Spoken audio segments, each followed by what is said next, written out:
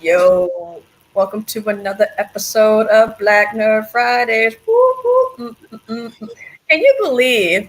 Oh, look, I'm sorry. It's a little hot in here. Forgive me. It's been a whole week since my birthday. Mm-hmm. Week. And I gotta say, I'm a little annoyed with it having to go by so fast. A whole another week has gone by. I'm mad. How are you doing today?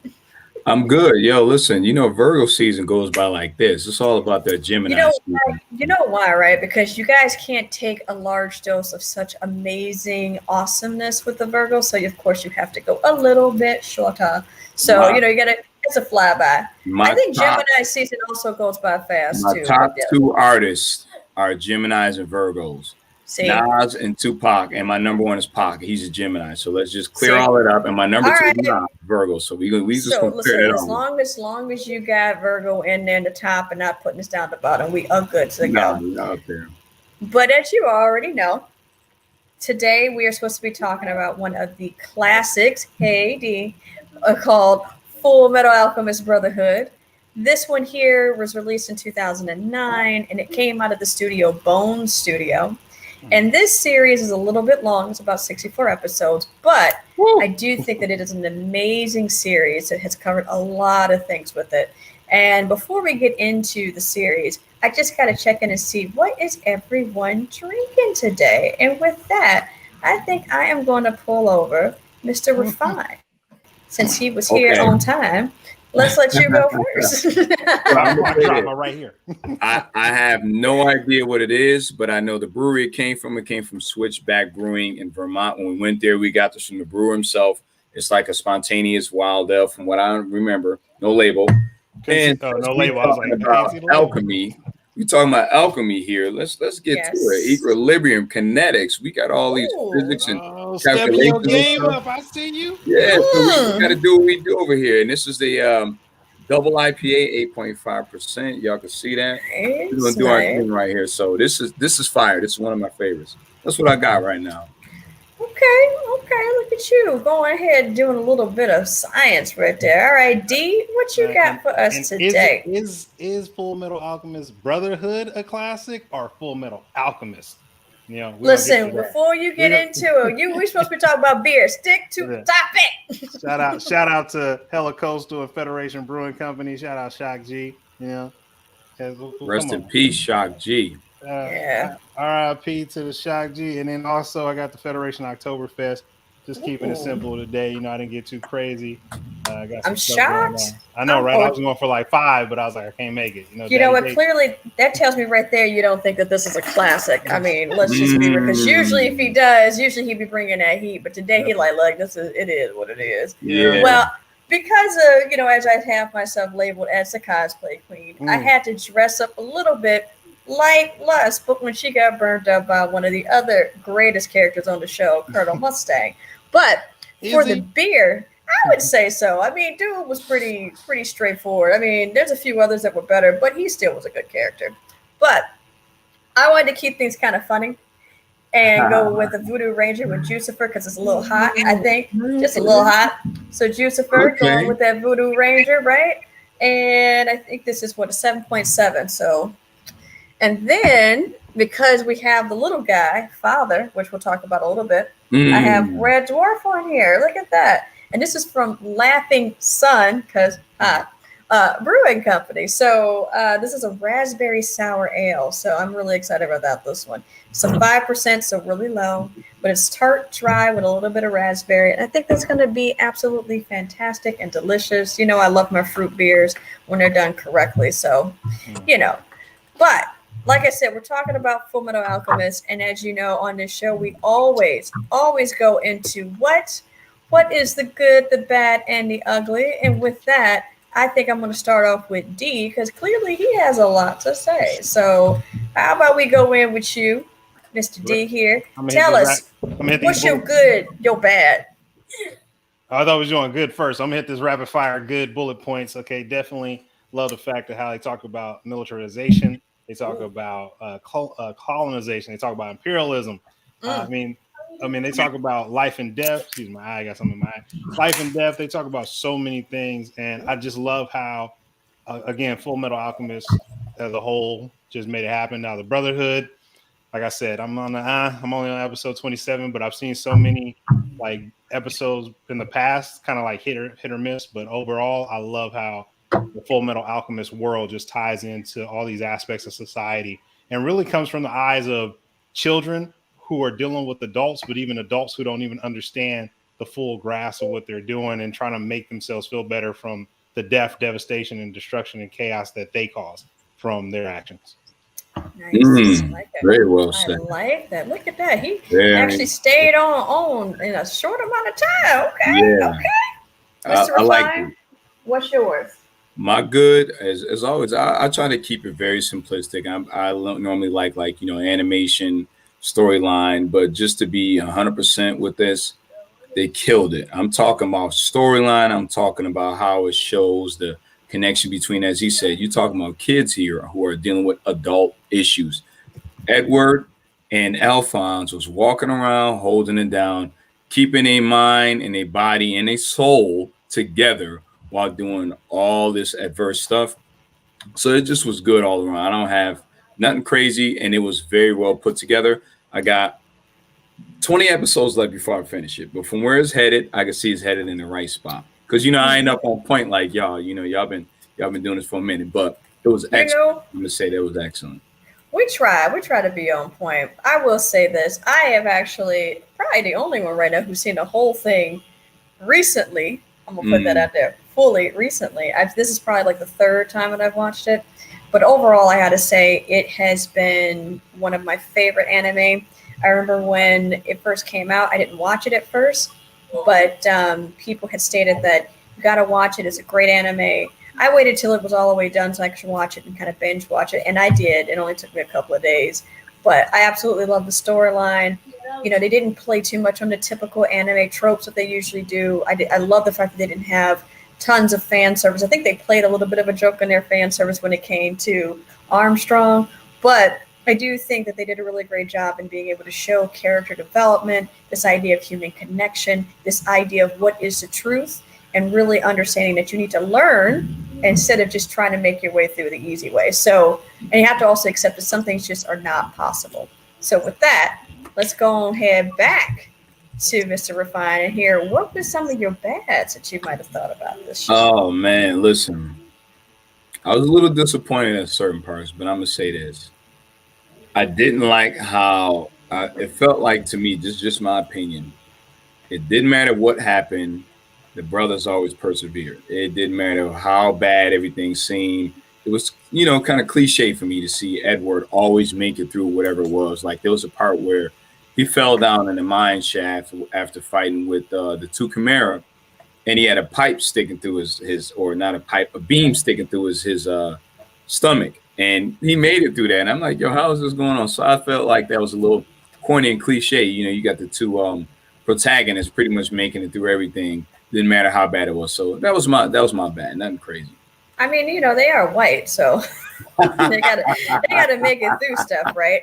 Facts, big facts. Podcast King, what you got for your man, I got so many uglies. No, but I'm gonna go with my bad is like they cut out a lot of.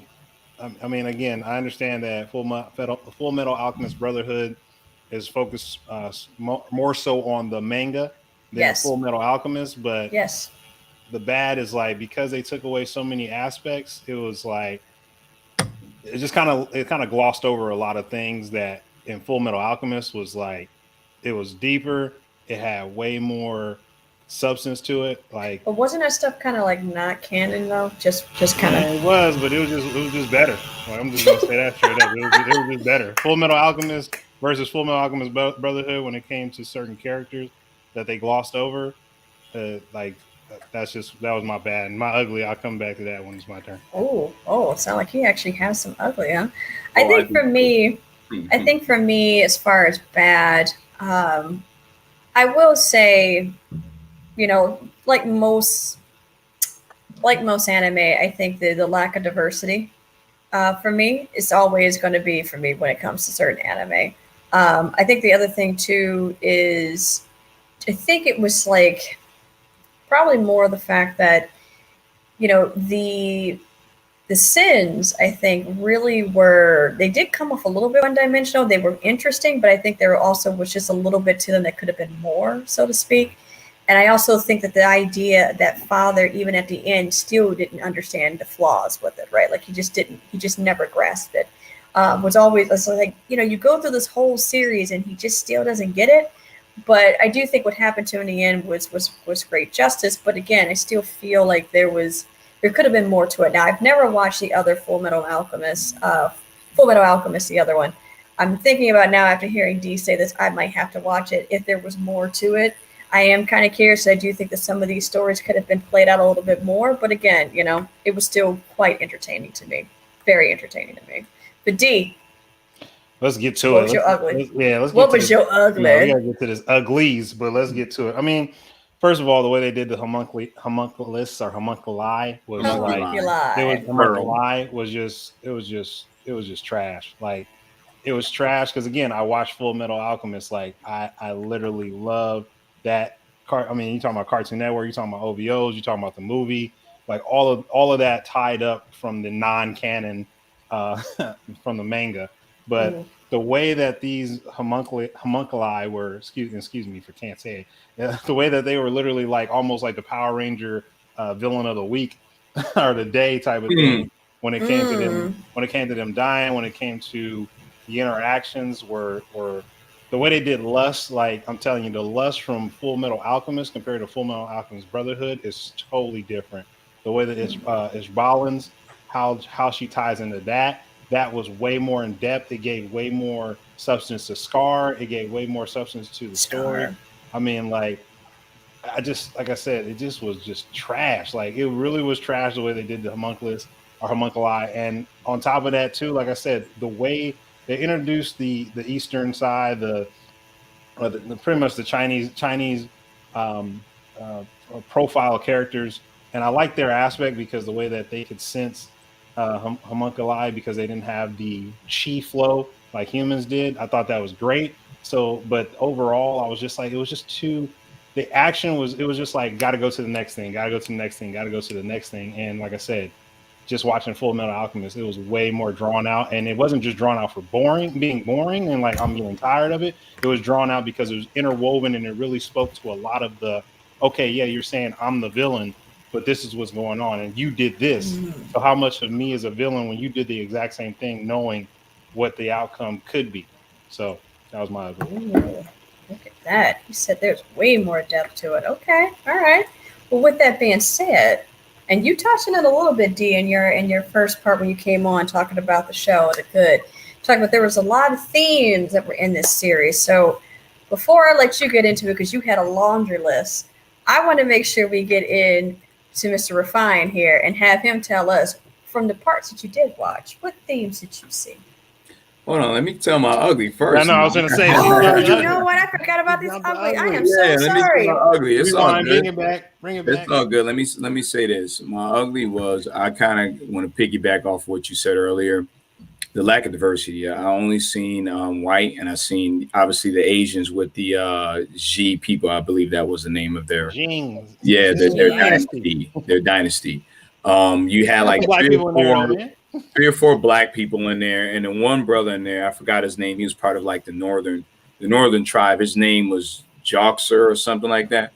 Man, they had him talking like the stereotypical black dude. It just was crazy for me. I didn't appreciate that at all. And then they had two other people who were one other person that was black, which was from Central. His name was Fokker or something.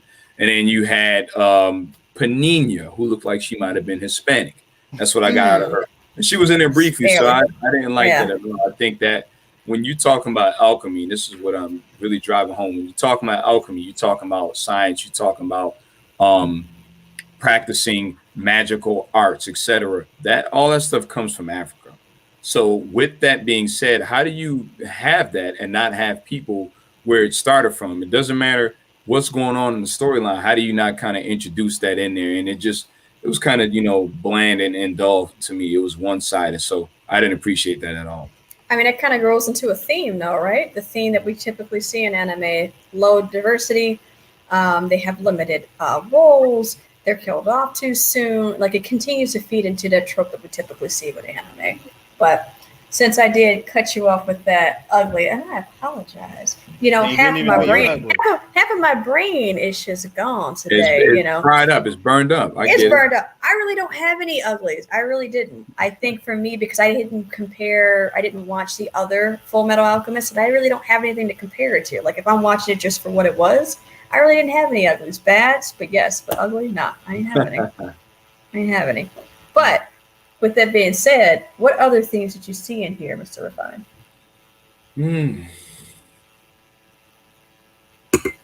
Nothing. I really can't speak on it because, and I'm just being honest. This is why I skipped over inadvertently over the ugly. That is a first from Mr. Refine. Yeah, I didn't have nothing. I'm being honest. I didn't have nothing on that. I really didn't. So y'all got to skip me on this one. Sure, I did that and wouldn't put you up in here and skipped over your ugly, which you had more for. Oh my goodness. All right, D. I'm telling you, that was a shocker to me. Right, shocking. One of the themes that I enjoyed the most, and I actually just recently watched it because I'm only on episode 27, so I'm not going to sit here and be like, I finished all of it. But the conversation that Envy continually has with humanity, and it's a very skewed, and it's a very, it's coming from a place of like a godlyhood, godly complex type of situation. But one of the things that Envy said to Ed, which I love in one of these episodes, was you stop. He was like, I don't know if Envy is a he, so let me not say that. But Envy said, humanity constantly defines itself with emotion, and that's what makes that's what makes us stupid. Like that's what makes us do things that are so predictable that it just makes Envy laugh. But one of the comments that Envy said to Ed, and I liked it because it was a nice pause. So that's one thing that I enjoyed about that conversation, was something along the lines of define humanity with logic and not emotion, and like be an alchemist. And I was like, that to me is a theme that humanity, I think across the board, from enslavement to wars to colonization to imperialism to militarization, all these things, there's a question. And even as we in our daily lives, just to make it even more simplistic, as far as like when you're told to don't be emotional about something. And I think that aspect of don't be emotional is something that Star Trek did perfectly with the Vulcans and Mr. Spock, who again was half human, half Vulcan. And I think with Ed, the way that Envy was saying, Envy been around, I mean, we're talking about hundreds, if not thousands of years, to say, hey, like you're an alchemist, you're based off of science.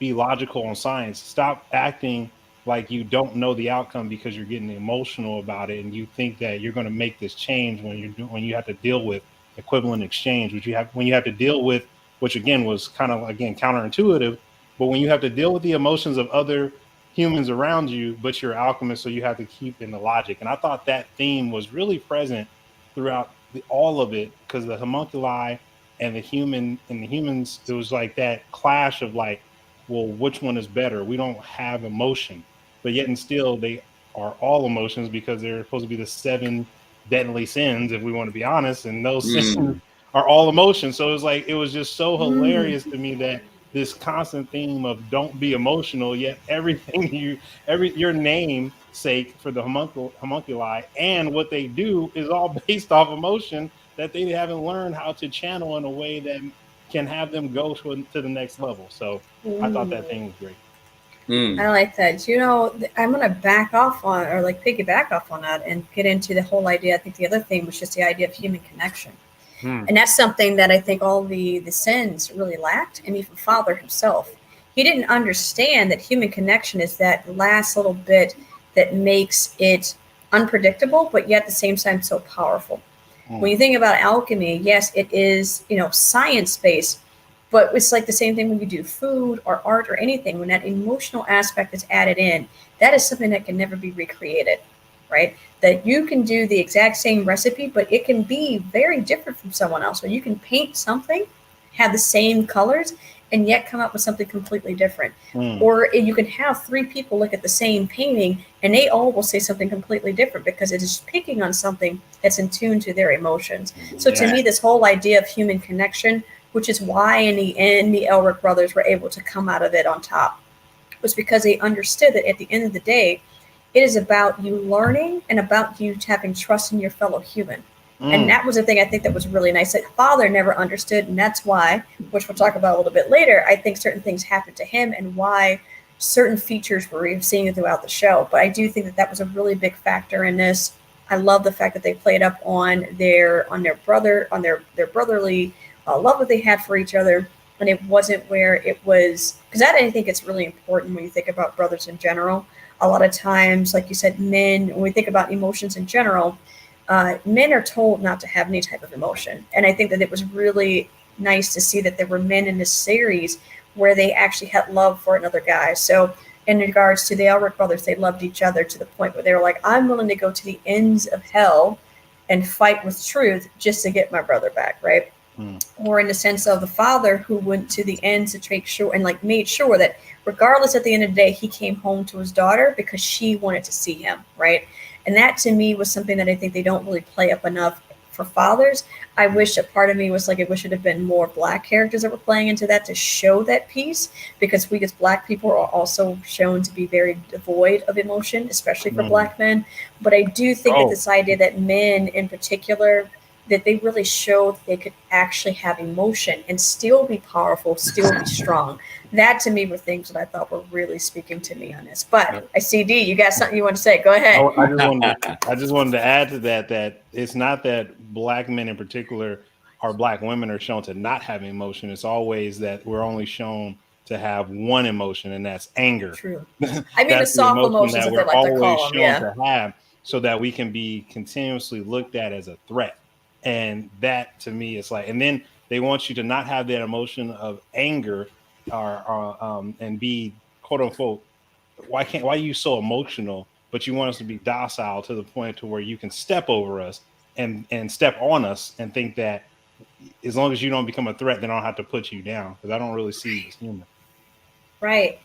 And that I think is something with that, right? So with that, I thought this next question would be pretty interesting because death came up a lot in this series, and it came up with it in different ways. And we were hit with it in the very beginning, and its whole idea of being able to resurrect someone. But, you know, there was also a lot of death that was evolved around the whole idea of a Philosopher's Stone. So I wanted to ask you guys, how do you think death was viewed throughout the series? And D, I'm going to start with you because, you know, like you know, Mr. Refine said, you know, he didn't watch it all the way through. He may have some stuff, but I'm gonna give it to you first. Like I said, I saw bits and pieces of Brotherhood towards the ending, so I kind of got spoiler alerts on my own. Oh, go ahead. Spoiler alert. No, I'm just saying, as I'm watching the episodes, I'm like, yeah, I know who this is. It's not going to be a surprise to me, but to the Elric brothers, it will be, and so forth and so forth. But death to me, it was shown in so many different ways, and I think I just do bullet points. For Winry, death was seen as something that she did not want to face. For the Elric brothers, it was seen as something that they didn't want to accept. And for the homunculi, death was seen as something that, again, only puny humans go through, and that's what makes the homunculi superior. Even gluttony, whose one-track mind was to consume, or so you think. But I think, and just for the regular everyday soldier, for Colonel Mustang, all that stuff, death for them is something that they didn't want to acknowledge, that they were the creators of death and a lot of the confrontations that they were in, even though they're trying to walk forward. But as they walk forward, they have a row full of bodies behind them. So it was so many different aspects as far as how death was really, honestly, not even discussed or talked about. And I think the only group, and that's why I said Scar is my favorite character, spoiler alert. Scar was like death is a part of life. And I think one of the things, spoiler alert, what Scar did by separating the sowing life alchemist is, killing the sowing life alchemist's daughter and dog, that the sowing life alchemist literally combined together to make a chimera. He said a line too that for me was very key. He was like, you knew, and well, actually he didn't say the line. He said there was nothing for you two to do, and he was talking to the Elric brothers about the girl whose name I forgot, but I wrote it down. So excuse me for not having my notebook, which is on the table over there. That is really literally. Scar was like, you don't want to face reality, so you're being a fool for not dealing with reality, and you being Alchemist understand that there is no returning that thing back to a human. And the way when the elder brothers in their mind, as they're talking to themselves, they're both saying the same thing, which was I think was great. Was like, yeah, we were both acting like children, thinking that if we kept her alive, that she wouldn't be used for experimentation, that she wouldn't be treated as a human because they don't see her as a human. And that's something that Sudz, I know that's why Sudz was like, I know we're gonna have a lot of conversation because we're gonna talk about experimentation pretty soon. And the fact, again, back to these scientists and their choices. But it was to me, death was just like, it was just not. Scar to me was the only one that was like, death is a part of life, and it should be something that you honor that person for, whether they die prematurely or whether they die because their time on this planet just was up because they lived a very long life. You still show that respect, and that's something that with alchemy it lacked, because alchemy again was a thing to say, well, we can do something. If we can create this out of quote unquote thin air, then how can we get past death? And I mean, you think about the Jing dynasty with Lin and the girl, and their quest for immortality. It was just to save their father. And again, there were like 20 different clans under this father. So, 20 different sons. Let me, real quick, and then I'll stop talking. It's like, real quick, think about this. In that, I mean, especially in, it's not just Japanese, I mean, not just Chinese culture, also at least in the sense of how anime is portraying it in movies too. In Japanese culture, the same thing, as far as like, you'll have someone who's like the family, and the Europeans did this. Every culture, I think, outside of Africans, and I could be wrong on that too. So don't quote me. Do your research. But literally, like he said they had 20 different clans, but out of those 20 different clans, they were all like cousins. Because we're talking about 3rd, 4th, 5th, 6th, 7th, 8th, 9th, 10th generation, and they were or sometimes they were just adopted into the family. And it was like, it's just crazy to that. So that whole aspect of like, we want this person to live so that the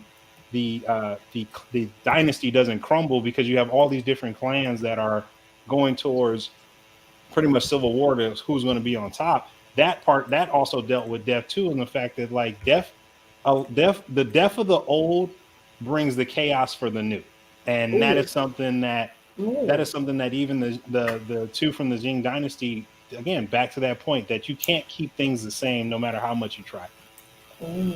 Listen to him talking about that. All right, Mr. Refined, what you got? It all depends on the perspective of who you're talking about. Whether you're talking about the Elric brothers, who are alchemists, but they're also human. Whether you're talking about the homunculus or homunculi, right? Or whether you're talking about just the average person walking around. To me, I feel like each person viewed it differently. But when you are looking for the Elric brothers, they were looking at death as being, okay, that's the end. But they were also trying to cheat death by bringing back their mother. And this is how they started off with their situation from the jump. I feel like they personally could have had a little bit more depth if they would have had more people of color in it, specifically Black people. And like Dee said earlier, when you're talking about, when it comes to us, we cry and we holler and all that. But and I'm gonna say my culture, and I'm saying my culture as far as Creole. Creole has an African influence, so my father's side has all that influence in there. In New Orleans, we do second line after the funeral. That means that you are celebrating the person passing over, and that's part of that African heritage. You're celebrating someone passing over into the next transition, which is the best thing you can be doing. So we didn't look at death as being the worst of the worst, because you see us, we dancing and we got a whole parade going, and we got trumpets and saxophones and drums and everything. Death is not viewed as being bad, but in this case, again, it depends on where you're looking from. So from the Elric brothers, it's bad because their mother passed away. We need to bring her back.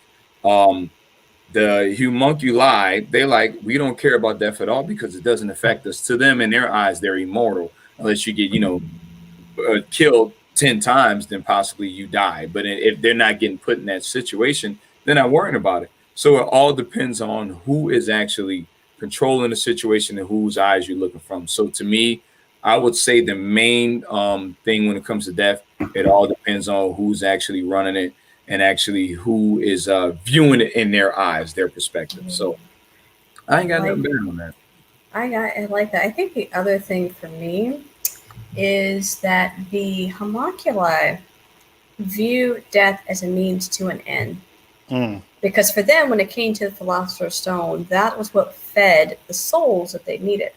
And so they were like, I really don't care, because with that death, I can add to my ability to live for as long as I want, right? So for them, it was more of a transactional type of a thing.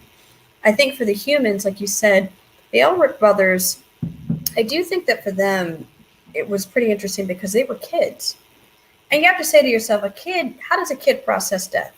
I know a lot of kids will see it as though, okay, well, the person isn't here anymore. But for them, their mother was it, because their father left them. They don't know what happened to their father. But their mother always held their father in high regard, but their face was his face was mostly covered in a lot of pictures, but he was, there in pictures. But for them, when their mother died, they were like, well, who else is going to be here for us? And they were kids. So for them, I could see why they were grasping at this idea of being able to resurrect her. They knew that they probably shouldn't have done it, but they were like, hey, maybe we can do it. We need to see what makes up a human. To them, it was just very simple. You have all the things that make up a human. We put all that together, and there you go. But they didn't understand the idea that if you want to bring something back, you need to give a life as well. Yes. And that, I think, was something that for them, going through that, when they started putting it together, they were like, oh, okay, maybe we need to think about this a little bit more. And then when they finally figured out what a Philosopher's Stone was made of, I think that's where it got really interesting with them, because they were like, oh, so that's why we shouldn't be fucking with this. Yeah. And you can see how concerned they were. They were like, wait, what? And that really messed with them, right? And that's when I think it started to settle in with them a little bit more about why life is important and why you shouldn't really be, trying to interfere with death, because it's a natural process. I do think that for Scar, he knew that death was a natural process, but I also feel as though part of him was kind of numb to it, because a lot of his people probably did die, right? So for him, it's like that's still a very warped view of it, because it wasn't where it was a natural death. It was like there was actual genocide that was happening that they talked a little bit about in the series. So the fact that death, yes, was normal, it was in such a large proportion that to him, he was like, well, this is normal. And that's not the case. For the Elric brothers, it was like, but my mom, that's her. Like, it was such an intense emotion. So for me, I think death was viewed in very warped positions across everyone who was in this series. No one had a very healthy view of death, right? And I think that is something that was really trying to come across in this, is that if you don't have this healthy view of death, and I mean, it's very hard to have a healthy view, because you're in love with this person, whether you're a partner, a child, a parent, a friend, that those are really hard to try and separate. That I know this is natural, but at the same time, I do miss that person. Like I lost my grandmother last year due to COVID. And that in itself, you still hear people saying that COVID isn't real. And that hits me, because when they used to show the numbers up on the screen after she died, of the number of deaths, I was like, my grandmother's a part of that. She's one of those numbers, right? She adds to that value. And it really hurt me, because I'm thinking that's it. That's all she is at this point, right? And she was a Black woman who died alone in a hospital, right? And who's to say that if COVID wasn't taken better care of, she could have been around longer. Right. But again, I know that death is a natural process. We can't escape it. That is the one thing that we are guaranteed in life, that we will die. When, that is unsure. But for me, I think that is something that in this series, they really tried to show that in the world, people do have a very warped view of death. And that, to me, I think was very interesting to kind of see how that played out across the different characters. And D, I'm going to get back to you, because I see you got something you want to add to that. Because I tied in, first of all, our condolences for the passing of your grandma. Yeah. And with that said, to add on to that, and how that ties into what I was going to talk about Scar, and your comments about Scar, is like Scar saw people murdered. Exactly. So that was not death the way that we see death. The way and not in this society, because westernized society doesn't deal with death in the way that to Ren's point, in his experience with his family and being from Louisiana, that Creole aspect of having that that the tying in with what they call voodoo, or I forgot the name, and Dr. Greg Voodoo. No, not voodoo. It's Volshum. Ah, man, I got it wrong. Anyway, all I was trying to get at is that the aspect of that was an unnatural death, and so Scar took that and became vengeful because he wanted everybody to leave. He didn't even want to fight in the show. And again, with Full Metal Alchemist versus Full Metal Alchemist Brotherhood, like Scar was a lot younger than what he was in Brotherhood. In Brotherhood, he's a full grown man. Nothing changed from him except like maybe a few years.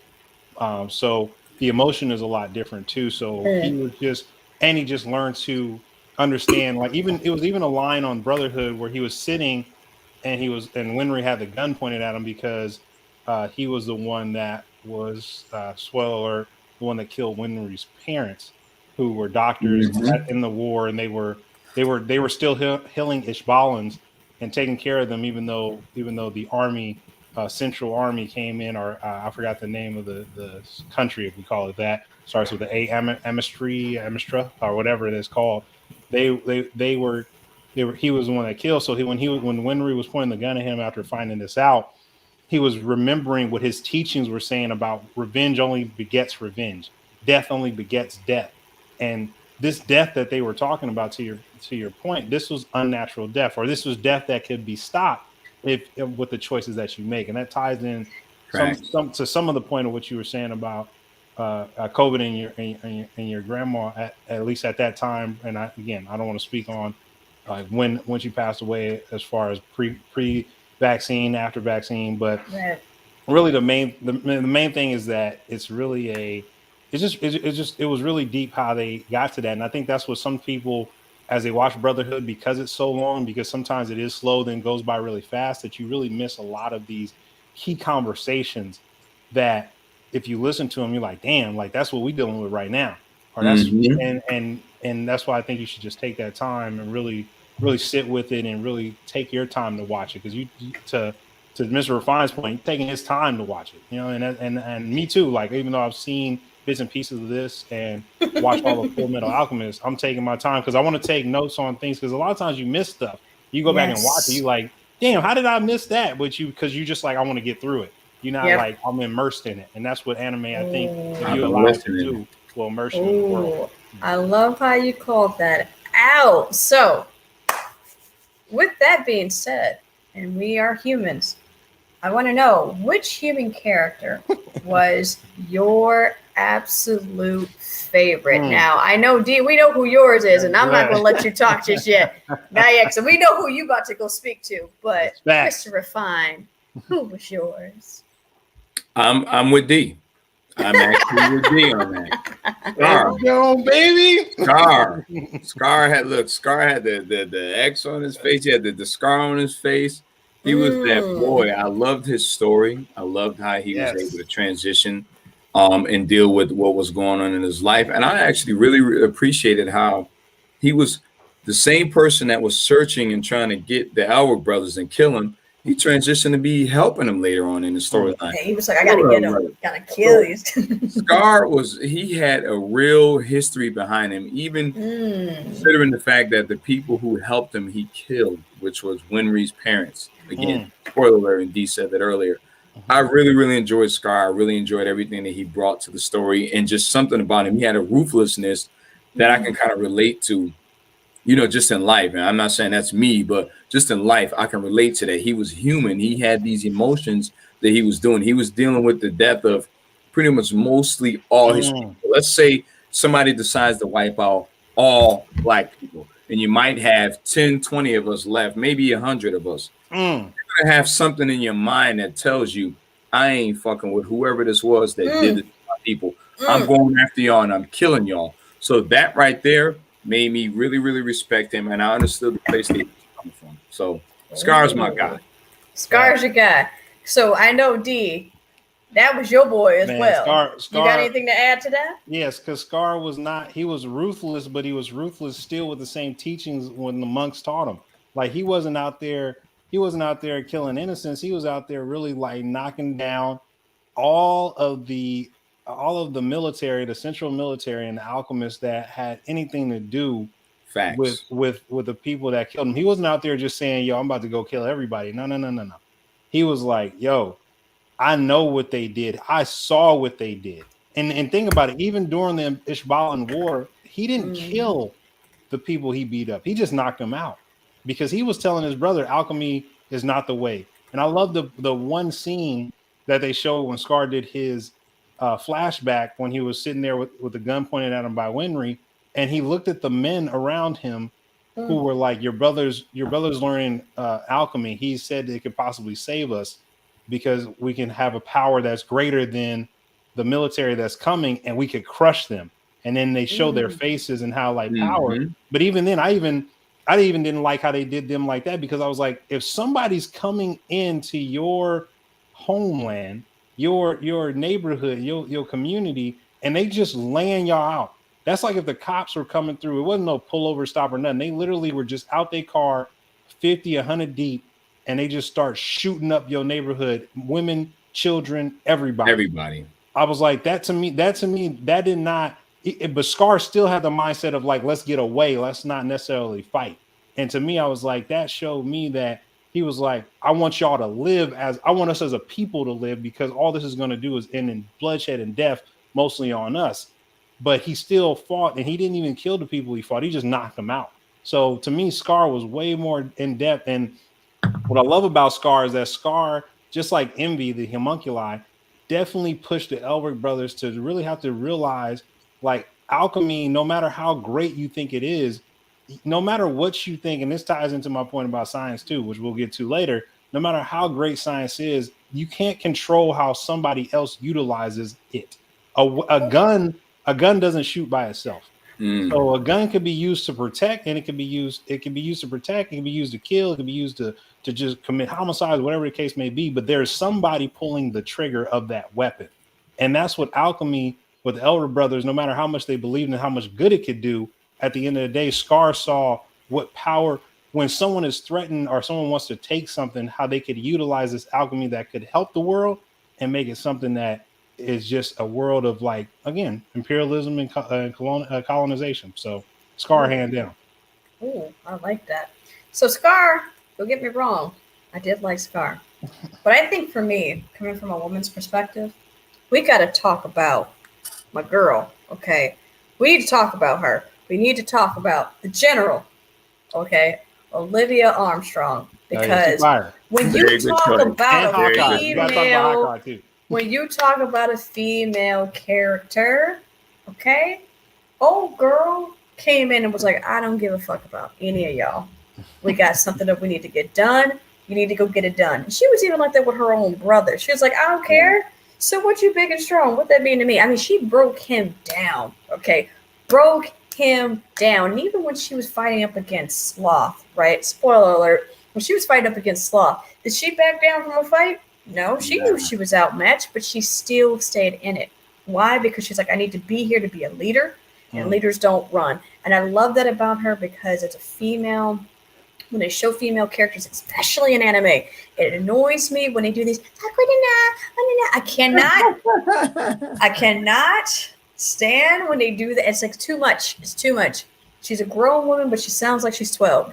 I can't get with that. I don't understand the logic behind it. I would never understand it. I do. But I get it, but I don't get it. Okay, just like we understand why, we know why Black trauma is put into films, but I don't get it. You get what I'm saying? So I think for me, with the general, I just love that about her. I thought that she was just very strong. She had her flaws, don't get me wrong, but I do think that for her to be a leader, she demonstrated that, hey, I am in the trenches with you, and if I get killed, it is what it is. At least I went down fighting. You get what I'm saying? So that, to me, I think was just really dope. But I don't know why my camera just freaked out the way it did. I think I was dropping too much heat on it. Let me add this in too, while you talk about her. I ain't got nothing deep. I just want to say they had her looking pretty as hell too. I mean, did you see the hair though, and how she was had the hair covering the eyes. She had full lips and everything. She did. Pretty. I was like, maybe she might have not been an actual white woman. You get what I'm saying? Like maybe she might have been something. Well, I mean, but you get what I'm saying. She kind of remind me of, like, if you've ever played Skyrim, the game of Skyrim. Yes. The Nords. Yes. The Nord women. The Nord women was not no like flat lipped. Nah, they was big lips, big nose. I mean, full lips is the way to go. tall. We all know this. Come You know on, what I'm man. saying? Like, no disrespect to smaller lips, but I mean, like and we're promoting her beauty. Okay, we're not just. You know what I'm saying? Objectifying. We're saying she's beautiful for having all the fullness. I think the other thing for me about it is like when I was growing up, you know, the whole idea of full lips. You know, you kind of got teased about it, right? Like it was like, you know, but I'm saying like the full lips, it was a big thing, right? Or and then again, it went to this period of being very overly sexualized, right? Like it was bad. Like having full lips and a big nose were seen as bad, and then for women, when you had full lips, it became very sexualized, and you know they got labeled as DSLs, which we all know what that stands for. That's what I'm talking. Okay? That's why I messaged you. And you keep it. And I think you know what I'm getting. And so the thing is, like being told that at a young age that you've got some DSLs, and you haven't even hit teenage, you know, you haven't become a full woman yet. You get what I'm saying? It's like that type of stuff is very interesting. But now it's all the craze. Yeah. Oh my God, everybody wants to have full lips, and you're starting to see it incorporated more in anime, which I'm like, that's very interesting. I'm starting to see it. But at the same time, it's a whole other conversation. But it was interesting to see that she did have full lips, and I was quite intrigued by that. But again, you know, that it wasn't always a lot of love for those full lips back in the day, you know. So, but since we're talking about some sins, okay, and I dressed up as one today. Who, if you did have one, was your favorite sin homunculus? I know that UD said, my God, they were not full in depth, so you can pull from the other series, but I am curious, who did you guys think was your favorite? And I'm going to start with UD, because I know you probably got some parallels you might be able to draw from. It's tough, because again, we're talking in context of Brotherhood, so, I mean, Pride, like I haven't even got to the part where Pride shows itself. And I know a lot of people who watch Brotherhood like Pride just because of the scariness of Pride. But I'm gonna have to go with Raph. I'm gonna have to go with King Bradley. I mean, and King Bradley to me, like the conversation he had with Mustang when Mustang was about to tell the central military government that it was Raph was a homunculus, a homunculi. And he was already there. And like he was like, sit down, Mustang, you know, but he didn't want, and I think the aspect of why Raph was my favorite homunculi is because Raph was a human first and then got injected, spoiler alert, with the Philosopher's Stone, which again I didn't like how they just said, oh, taking the essence of somebody's life gives you like an ounce or 2 ounces of Philosopher's Stone. Because again, I'm watching Full Metal Alchemist, so that's totally different. But anyway, the point that I'm making here is like I like the fact that even when he was in the Fuhrer president candidate aspect, he still had emotions that were like, this is not right to hurt somebody that's supposed to be my countryman. And I just like that even the conversation he was having, he still had to deal with the fact that he liked Mustang, and that's a fact. And at least in my perspective, like he wanted Mustang to at least where I'm at in the show, the series. From my perspective, he wanted Mustang to take that lead because it was like he was a soldier, but he also had emotion. And regardless of Raph wanted to show the emotion or not, or say he didn't have it, he had that emotion, and that emotion showed in ways that kept people alive who he probably could have killed because he was still ruthless. When he wanted to kill you, he would kill you. Like that's exactly. Period. But the people he wanted, he saw something, he saw potential in, he kept them alive. So I go around. Mr. Refine, who you got? I'm with D on that. We've been parallel today. I'm messing with Raph. Raph is that boy again, just like Scar. He had a ruthlessness about him, the way he carried himself, and he was Mr. Refined. He was very refined. He was. He was gonna be on your ass till he was on your ass. That's right. That's why I messed with him. He had the patch on. You didn't even know he was a homunculi. You get what I'm saying? After the fact, and then the eye comes up. What's the dude from Naruto? Sasuke, I believe. No. You're talking about Kakashi. Oh, Kakashi. You're talking about Kakashi with the he was like him. He take the eye patch off, and here you go. He got the joint on there. So that was my man, Raph. He did his thing. I loved him, absolutely loved him. He wasn't like the rest of them. He had a little bit of arrogance, like they did, but he wasn't crazy. Nah, the rest of them was crazy. Besides gluttony and sloth, they just were dumb. Like, Oh, I know. But Graf, he held himself together. So that's my guy right there. That's what I Let me pick. tell you, I feel like this is probably the one time in Black Nerd Friday history we all have agreed. Because Raz was my absolute favorite. Yeah. I think what I liked about him is because he had the human aspect to him, right? Exactly. He had the human aspect to him, but at the same time, he also just was like when they had it, and I don't know if you made it to this part, Mr. Refine, but when he went into the tower, he's like, "What do you mean they're in the tower?" He's like, "We need to go figure this out." And how he went up there and was fighting by himself. I'm like, dude, is straight up killing folks. You got a tank running from this dude.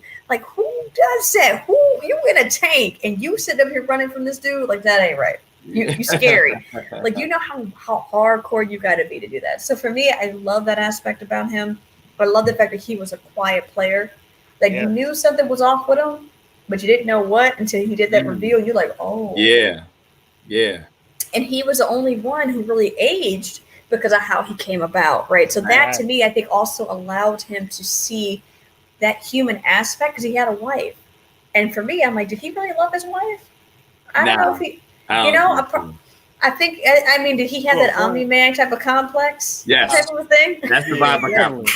That's the So, vibe I got. Yeah. So for me, I'm like, I don't know. I think a part of him did. I think he loved her more than Omni-Man loved his wife. But at the same time, I do think that there was just something different about him.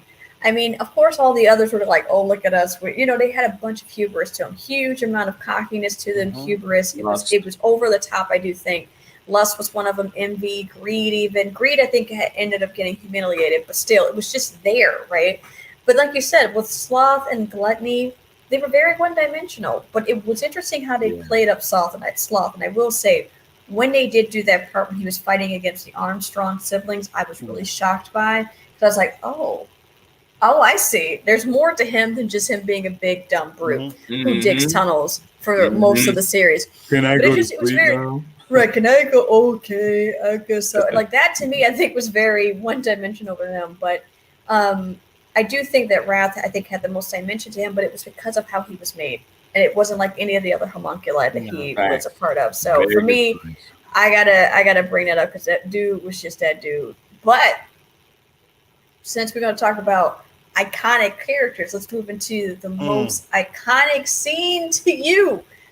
Okay, like what was the most iconic scene? Okay, and D, what you got? Like I said, I'm not finished with it, and I can barely remember most of the episodes towards the end. I'm just keeping it on it, but I think from again back to episode 20 up until episode 27 where I'm at.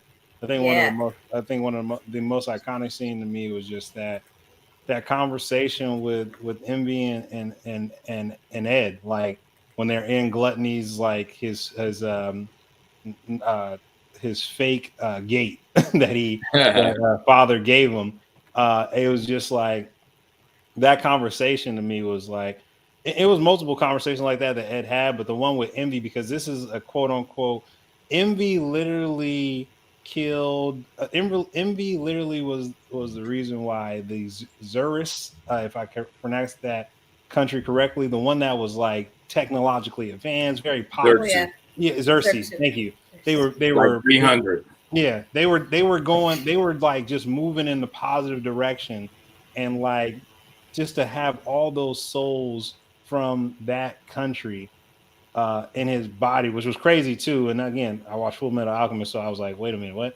But I just think that Envy and Ed's conversation and then having to work together to get out of Gluttony, spoiler alert, was I think that was great. To me, that was iconic just because of the conversation and how Ed had to, it was not really, Ed didn't really like have a snapback like he usually does. It was more so like, like this motherfucker. Like, that's what I loved about it. So that's it for me.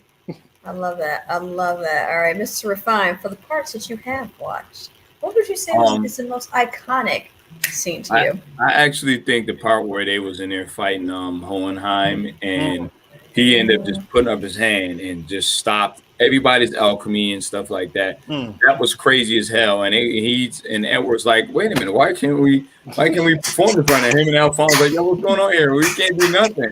That was iconic to me because they thought they were really in power with a lot of stuff. And you had this dude who I found out that has been around for a while, but he was kind of the originator, if you will, on certain aspects. When he stopped them from being able to do that or perform anything, crazy to me. Crazy because they felt like normal humans, useless, and they couldn't get anything done. I love that. But the Dynasty people could have got something done, though. They would put the game back. I think for me, the thing is like I dressed up as it. Of course, everybody knows the scene when Colonel Mustang burns the crap out of Lust. But to me, the reason why I think that's the most iconic. It wasn't because of the fact of him killing her. It was just the fact that prior to that point, she just knew she was going to get out of this. Like she just knew that she was going to kill everybody, and they were going to continue on their path. And they were going to get what they wanted and move on with life. Because again, humans to them were just a means to an end. Soul is a soul, and that's it. And so for me, when you have someone that she thought that she killed, and he had to dig deep and be like, let me just burn this off real quick, see if I make it through. And then he comes back and he burns her like that.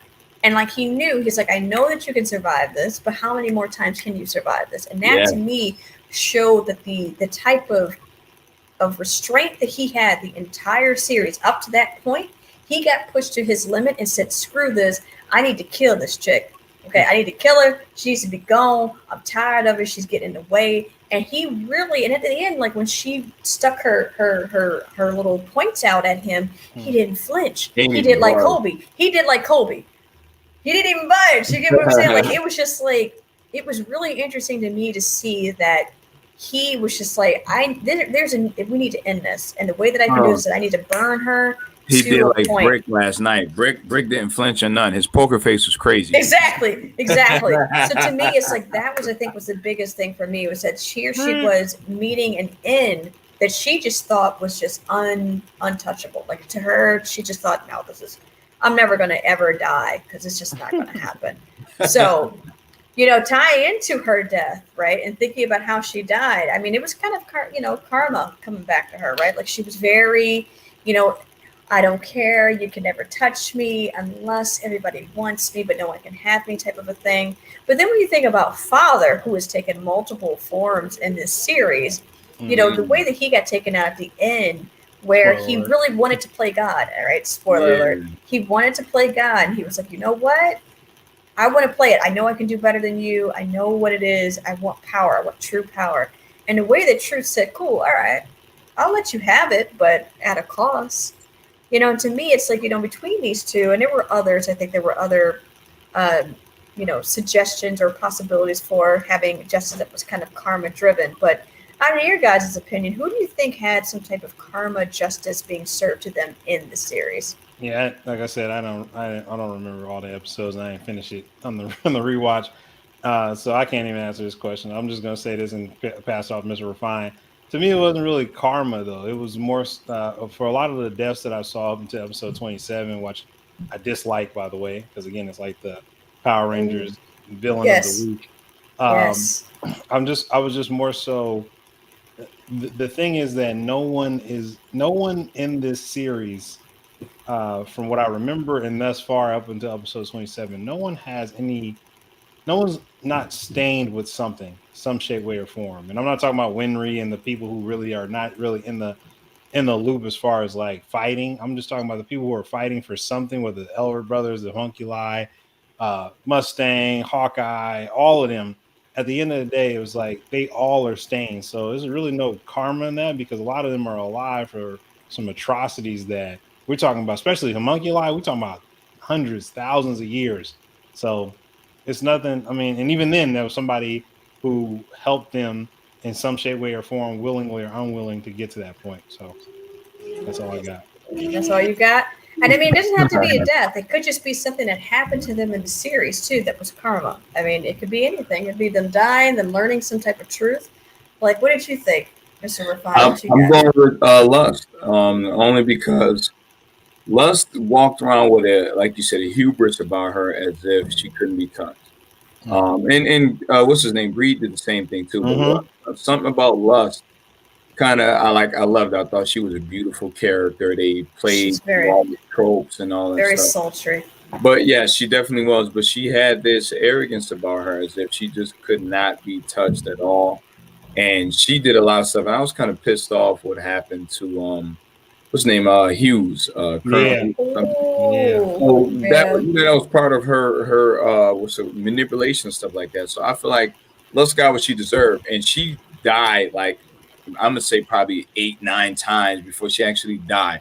And she literally thought that she was untouchable. So I think she got everything back in return, because we don't know how many people she killed. We only seen that we've seen on the show. So Lust got what she deserved. She got all the justice. I agree wholeheartedly with that. I think with her, in addition, it was just, even when she was dying, finally, she even said, I can't wait to see your eyes, shine with agony. Yeah. Like, that to me tells you, even in death, that girl did not care. Okay. Like, she was like, I'm going to come back. I'm going to be back. And that to me, I think was pretty interesting. But with Father, he was just like, even in the end, he was like, I still don't understand why you're not letting me be. Why can't I enjoy the power? Like, why can't I? I got to this point. I became all powerful. I've created 7 homunculi. Like, why can't I be all powerful? Like, I became the perfect human. Look at me. Why are you telling me that I still have not achieved greatness? And Truth is like, you still don't get it, do you? And I love the fact that he said, you know what? Cool. You don't get it. I'm going to show you. And I love that when he opened the doors and let him come in, he said, you can have all the power you want. I am showing you everything that I have to offer about the universe. But you're stuck inside. Just like how when he was first created, he was in that little flask. It was like you ended up back where you were in this idea of being trapped. And all of it you did, it meant nothing. And that to me, I think was the most, karma that you could actually drive, is that you ended up back when you tried to escape. And that to me, I think was probably the most karma that you could drive out of this. But I know you guys haven't watched all the series, but I'm curious, when you get to this point, there's a thing that I had noticed. I went back and watched it when I noticed this the third time I watched it. There were quite some differences when it came to the Door of Truth. Each door, when Mustang had seen it, and of course he lost his sight, Edward and Father, each of their doors were different. And it was very interesting because at least it looks like for Mustang, you had the alchemy related to fire. For Edward, it was his family tree. And to me, it seemed as though for those two, it was related or rooted in their ability of how they learned alchemy. Where did they learn it from? Whether it's from family or what you learned as far as your alchemy that you can control, which is fire for Mustang. But for Father, it was absolutely blank. Absolutely blank. And I think that was really interesting from that perspective, because Father was really big on this whole idea of, I've reached greatness, so I don't really need to, learn anything. Like, I've passed all these learning steps. I don't need to really capture and soak it in. But I think that was a really cool way that they went about trying to illustrate that with the door, because Truth was like, I'm showing you what you know. And I'm curious, when you guys were watching, when you have watched it so far, and we know that in certain parts that you did see the door, did you guys peep that? Did you peep that little truth that was sneaking out of that? And I don't know if they did it for Full Metal Alchemist. I don't know if they did it. I haven't watched it, but did they do so? Did you see anything like that in Full Metal Alchemist? Yeah, on that says I had you got two, like the only where I'm at, like I said, only up to episode 27. You literally have Al and Ed. When Ed sees Al's body that's there, that was crazy. Like, he was like, Al, come with me, Al, come with me, Al, come with me. And Al didn't want to come with him because he was like, your soul is not, I was like, my soul is not with you. I can't go with you. My body can't go with you. And I just saw that Al literally had a different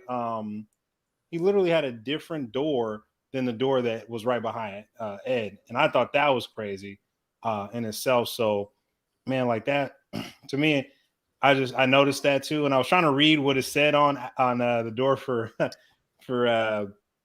Ed, but I just was like, man, I got to take a picture and stuff like that. But I'm gonna throw it off to you, Ms. Refine. What was your thoughts? Oh, I messed that up. I actually seen the same thing. I didn't fully notice the fact of everything, but Edward's door was very intricate. It had a lot more going on. I never seen Fathers, and I didn't get to the point where he showed Mustangs. But from what I've seen from Edward, his was very, very intense, and it had a lot. I'm talking about a lot going on right there. So I like that, but I'll have to watch further to see what's going on. I got maybe 20 episodes left, so we're gonna get to it. Man, I got Sudz is we have some technical difficulties with Sudz. Yeah, Sudz is already dropping off to the next one. Okay, there we go. Yeah, you got it. Cool. So let's jump into this. What do you think Truth was trying to teach? And I haven't even gotten this far. So I haven't either. So but I'm gonna go with it though. Go ahead, man. We'll drop it on you. We won't put the camera on you. I honestly think that Truth was trying to show them the same thing that we have. You're talking about, and this was mentioned with Dr. Carr the other day. Shout out to Dr. Carr. Shout out Dr. Carr though. One time. Shout out to him. If you ain't watching it, if you black, you need to be watching this every Saturday. In class with Carr every Saturday. Stop playing yourself. Facts. What I got out of that is to me, it's more of be happy being humans, but that human connection. That's what I got out of it. You're enjoying being humans. There's not really much going on behind that. Your life is very short. You know what I'm saying? So you're playing with alchemy. You're trying to bring back the dead. You're trying to be immortal for all the people who are trying to have long lives or never die. I feel like Truth was trying to drop that on them and say, listen, this is the reality. This is what you're going through. But this is also what you need to be focusing on, because we as humans, we have a very short lifespan. Yes. We really think that we're here forever and we're here for a long time. We're really not. We're here for a cup of coffee and we all. So I'm going to keep it 100. So I think that's what Truth was trying to show them, just being honest with Man, I'm going to go. Let me scroll myself up on over here. I know Sudz had a little the background noise. Man, Truth was like, everybody would probably think that Truth is like I'll say like a villain or horrible or whatever the case may be. But in reality, Truth was like, what is it that you want? Okay, you want this, you have to give something up for it. And it was really, Truth was really just saying, like, is it really worth what you're doing? Like, is that something that like you're here with me, and he was seeing, like, even hold on, excuse me. He was seeing how far they would go, like with Alphonse. Like, he didn't even really talk to Alphonse like that. He just took Alphonse's whole body, which I thought was scandalous. Yeah. But with Ed, he was like, well, this is all you gave me. And I was like, did Ed even negotiate with you for equivalent exchange on anything? Like, right. Was like a beast in that sense, but it was just hilarious, man. But I'm gonna let you jump back in, man. Take over, because you know my co-host is up here wilding right now. Let me see what the next thing is. Yeah, go ahead. Hold on, let's see. What's the next one, man? Sorry for technical difficulties. We had Sudz. We didn't plan this in the background. Yeah, I don't know what the next one is. Don't worry about it, Sudz. We got you.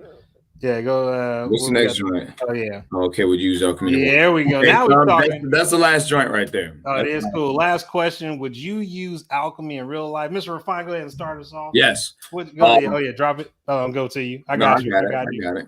Oh, you got it. Teamwork, dream work. All right. I will say that I agree with that. Would you use alchemy in the real world? We already use alchemy pretty much. We have cell phones, we have TV, we have computers, we have cars. It's a lot of things that we do. Hey, let's keep it 100. Alchemy. Yep. You're coming up with things to make something. It's a chemistry. It's a science behind it. This is alchemy. Yes, we use alchemy in the real world. So absolutely, I would use it. I will continue to do it. I love it. I enjoy it. Would I want to be at the level that they are? No. Now, I know some other sort of alchemy that that's the old school traditional stuff when you talk about hoodoo or voodoo, depending on who you're talking to. I know some of that stuff, and that's passed down from my grandmother. She told me some things. But would I use it? I don't know. It depends on what you did to me. You know what I'm saying? Depends on what you did to me. I might have to be a little crazy on you. But nah. We use alchemy in the real world, and it's been going on for a long time. So I don't think that there's anything that's been missing out of what we do on a daily basis or what our world depends upon from day to day. So absolutely, I would use it, and I think we already have been. I'm gonna switch over to myself, because I got controls again. Shout out to Suds. It's all good. We love you, Suds. I'm gonna just say this when it comes to alchemy, as we use science in that shape and form. So I think we're kind of like one step below again the Full Metal Alchemist Brotherhood type of alchemy, where you literally making transmutation circles and actually really getting into the craziness of it. But I definitely want to say that more than likely, even though it's funny because the last episode I said I would do the nano packs with alchemy, it was like I'll do the science aspect of it. And if it comes to that point with the transmutation circles, I wouldn't do that. And the reason why I wouldn't do that is because, again, I watched Full Metal Alchemist and the movie, and I know where that transmutation circle, what alchemy comes from that transmutation circle. So I'm all good because I know that's something that I'm not ready to take on and deal with on my own. But I'm gonna throw it to Suds. Suds, you back? Run up the numbers on them, Suds. Run up the numbers. Let me tell you, man. My computer was like, listen. It sounds like a beehive. I know. You want to know what it was? You want to know what it was? It was a damn fan about to go out. I'm like, really? Why are you doing it to me? I do think with alchemy, the original meaning of it was like you're changing one thing from one thing to another. And we have done that, right? When we looked at certain metals that we've converted, taking certain things and creating something new with it, we've done that, right? I think we've done a really great job with that. Do I think we're going to elevate that in the future? I would hope so. I think it would be really cool if we did. I mean, honestly, being able to change elements and turn it into something that's quite useful, I think it's great. But like Dee always says, science and scientists and just humans in general, I like to say humans in general, always go and put a bad spin to it. So, of course, like in the series, they try to do resurrection. And we know that once something is gone, you shouldn't try to bring it back because there's always something. Pet Sematary showed that, and Full Metal Alchemist showed that as well. So I think that, honestly, that in itself is just – I think it just leads to this idea that, sure, it would be cool to do, but ethics always comes into it. Should we actually do it? I don't know if we should. I don't know if we should, honestly. So, but – did you have anything you want to add to that? Mr. No, I kind of added my 2 cents. I don't want to get crazy, but I would say that there is an element of culture that's involved in that too. As Black people, I think that we are sure of ourselves. We don't need validation from anybody else but each other. And when I say each other, I mean us as our diaspora. Correct. We don't need that validation, but when I watch movies, I watch anime, etc., I notice there's always this underlying thing, and even in history, this underlying thing with white people trying to control or take charge to be like a god or something like that. And they get tainted with this power and this evil, and I want to have all this, I want to control everything. We don't have those issues. We don't have them issues. And I know very good people that are allies that are from different cultural backgrounds, and I fuck with them heavy. But as far as us, we don't have that battle, that conflict within ourselves. We good. So that's pretty much it. So, I know we went over a little bit, in a sense, but next week, man, this is my last week taking over. That's a fact. And we are getting into not an anime, not a graphic novel, right? Not even an animated movie. We are getting into a live action movie called Transcendence. And this is the last little bit in my little takeover where we really get into this idea about transhumanism. So, here with Full Metal Alchemist, humans were able to kind of enhance themselves through the use of alchemy or through powers and through magic. But this is really talking about trying to upload one's consciousness to a system and allowing yourself to be this all supreme being, because now you are tapped into this huge network of information. So I'm really excited about this. I think there's a lot of ethical questions that come up with this one. I think it was really interesting. The concept, was the execution that great? We got to save that answer for next week. But I just want to at least let everybody know that this is what we're going to be talking about next week. And like always, make sure you follow us, make sure you subscribe, make sure you hit that notification bell, because we are going live every Friday at 5 p.m. Pacific on YouTube, Twitch, and on Facebook.